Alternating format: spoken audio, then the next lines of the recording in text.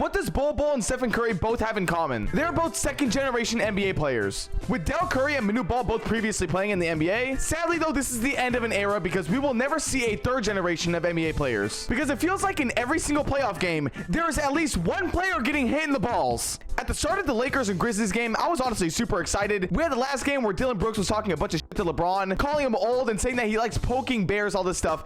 And he basically said that if LeBron doesn't drop 40 on my head, I don't respect him, which is crazy to say about the GOAT. And I'm not even saying that in like a dick-riding Bron sexual way. I'm saying he is the GOAT. So as a fan of basketball and as a fan of all these storylines, I'm excited to watch this game, as a lot of people are. So, we watched the first half. LeBron is having himself a good little half. Rui Hachimura is mainly having a really good start to the game. He's really what pushed this Lakers team to have a really good first quarter and overall win the game in the end. But at halftime, I decided, you know what? I'm going to go get me some snacks. I'm going to go to the grocery store. I'm going to give me some Takis, maybe a Red Bull. And when I tell you, I'm walking out of the store and I get a notification saying that Dillon Brooks has been ejected from the game on a flagrant 2 foul, I dropped to my damn knees, man. I was so excited to watch this matchup. I was so excited. It was the best story. I wanted to see LeBron drop 40 on Dillon Brooks' head, or Dillon Brooks shut down LeBron and have LeBron score nothing. Like, that's what I wanted today, and we didn't get it because Dillon Brooks smacked LeBron in the fucking balls. Now, I'm not gonna sit here and act like if Dillon Brooks didn't get ejected that the Grizzlies would still be in the game, because they got fucking smoked. I mean, they didn't have a lead the entire game, with the Lakers having the largest lead of 29 points. A 29-point lead. I mean, that is ridiculous. John Morant, though, at the end of the game went and had like a 22-point run, which is pretty crazy. Honestly, brought them really close. I feel like if they could have hit maybe 1 or 2 threes, they actually would have had a solid chance at maybe tying the game or maybe winning by like 1 or 2 points. But unfortunately, they weren't strong enough to make that happen.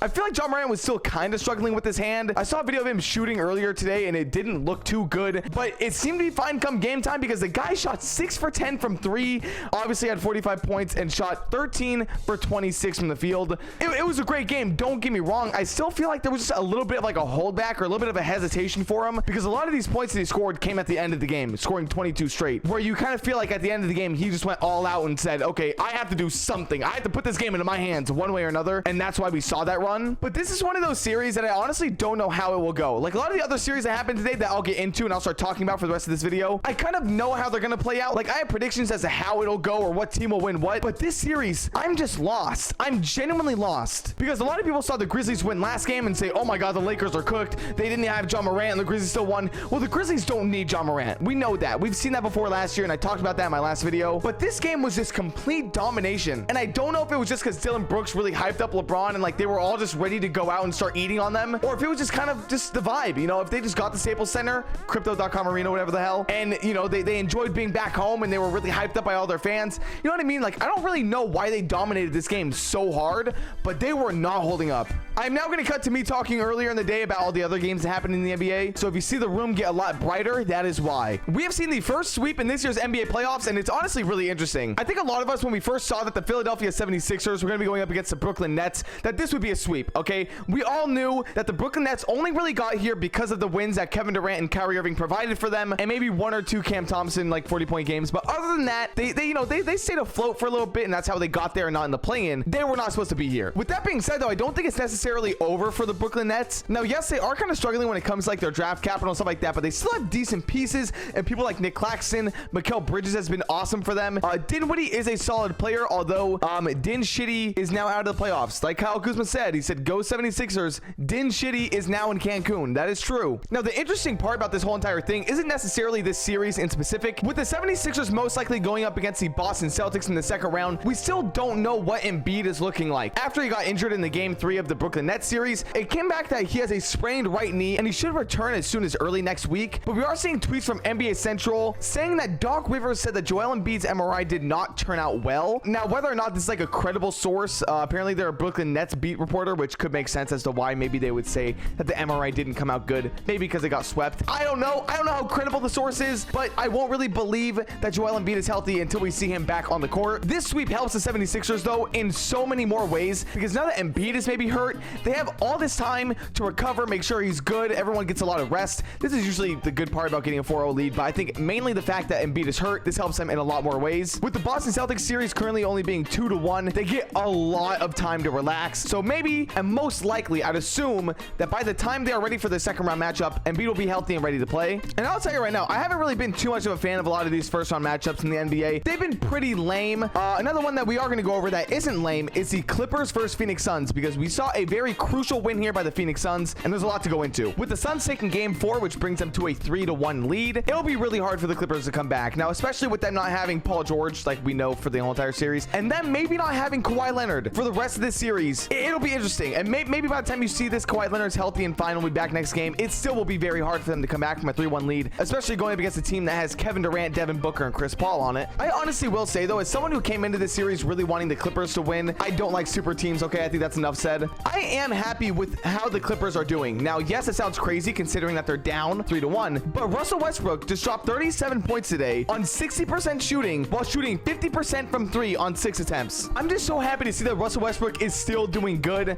A lot of people were saying that his career was going to be over, which I never really agreed with. It was going to be interesting to see what team took him because his stock was at like an all-time low, and it was interesting to obviously see how that would go. But the Clippers made the perfect choice grabbing him because I won't lie, the series has been close. Like a lot of these games end up being in a really close scenario, but these games are close. And with the last game, Russell Westbrook also dropped the 30-point game. It is interesting. It is very interesting. I personally think that if Kawhi doesn't play in the next game, Kawhi or Paul George doesn't play in the next game, Russell Westbrook might be able to take one game to make the series 3-2. Kawhi Leonard, maybe Paul George come back. Hey, I'm just saying, maybe I'm just being really optimistic and I'm just high on copium right now. I see that happening. I see that generally happening because I think that Russell Westbrook can take a game in this series. Like, obviously with the help of his team, but I think he could be a main deciding factor in them winning a game in this series. Also, I was not able to watch Thursday's game between the Suns and Clippers because the NBA scheduled the game so bad and I was watching the Kings game. But Norman Powell dropped a 42-point game. I know this is like old news and everyone probably knows this. I didn't know this until literally right now. What the fuck happened in that game? I need to watch that highlight because that's insane. Another thing I've absolutely loved this entire series is seeing how many times Russell Westbrook blocks KD. It is insane to see this guy go out and get his revenge on Kevin Durant. It's just one of the most competitive series with some a little bit backstory behind it, which is something I absolutely love when it comes to the games. So yeah, I really do love this series. Although I see the Suns taking it, I think the Clippers can get a game or two in there and actually make this a really close series. The Miami Heat also took a 2-1 lead against the Milwaukee Bucks, which might sound a little bit crazy to some people, but to be honest, I don't really see this leading to anything. One of the really huge factors in this game and the reason why the Miami Heat won was Jimmy Butler was in his prime playoff Jimmy Butler state. He dropped 30 points, shooting 12 for 19 and 4 for 4 from 3. Not to mention that Duncan Robinson also hit 5 for 6 from 3. Overall, the Miami Heat just played amazing and the Milwaukee Bucks didn't. And I think we all know why. It's simply because they didn't have Giannis. As soon as the Bucks get Giannis back, the series is over. But unfortunately, a lot of really bad stuff happened at the end of this game. With Victor Oladipo going down in a really scary injury, I genuinely hope everything is okay. I'm not sure if this is the same knee that he had injured before, but either way, very scary. It was just a very unfortunate thing, especially at the end of the game when you really want to see the Miami Heat go out with all this energy and really pumped up to maybe take a 3-1 lead in this series. All of it just gets absolutely sucked out, and obviously you have the huge loss in Victor Oladipo. So I hope everything is okay. I hope it's not too serious of an injury. Hopefully it was just a scary incident that happened and it's not that bad, but we won't really know until the next game. Jimmy Butler also went down on a really hard fall. Although it's nowhere near as bad as what we think Victor Oladipo went through, he still went down. It was a little shaken up and was hobbling like off the floor and stuff. He was close to going back into the game near the end, but the Miami Heat closed it out themselves. So it looks like the Miami Heat are going in without Victor Oladipo, without Tyler Hero, and with maybe a 70%, 80% healthy Jimmy Butler. And if you have Giannis coming back in the next game, it will be scary and it will be the end of the Miami Heat this year. My personal theory is that Giannis is actually pretty healthy, or he could have played today. My main theory though for this game is that the Milwaukee Bucks saw that they took